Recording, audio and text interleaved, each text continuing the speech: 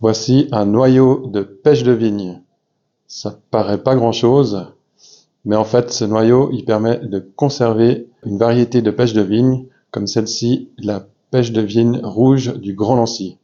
Certains me diront que ce n'est pas possible de multiplier fidèlement une variété fruitière par des noyaux ou une graine. Cela est vrai, par exemple, les pommiers ou les poiriers ne peuvent pas être multipliés fidèlement par un pépin.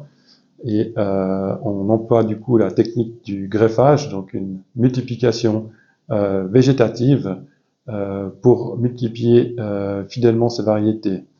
En effet, prenons l'exemple de la pomme, elles ont besoin de 2 variétés différentes pour être pollinisées. La pêche de vigne est une des rares espèces fruitières qu'on peut reproduire fidèlement par noyau, car elle est autogame. Elle se multiplie par elle-même.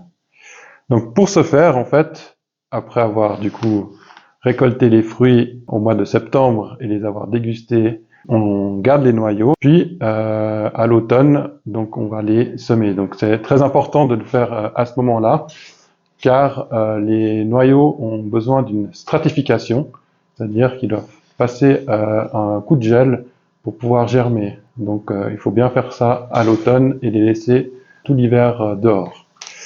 Donc pour ce faire, rien de plus simple, donc on prend un pot, il faut aussi de la terre végétale et du sable. Dès que vous avez fait ceci, donc vous mettrez le pot dans le jardin, bien sûr en l'humidifiant un tout petit peu au début. Ça va pas tout de suite germer dès le début du printemps, donc il faut être patient avec les pêches de vigne. Les pêchers de vigne sont assez vigoureux, donc au bout de 3-4 ans, ça va commencer à donner des petits arbres et qui donneront déjà des premiers fruits.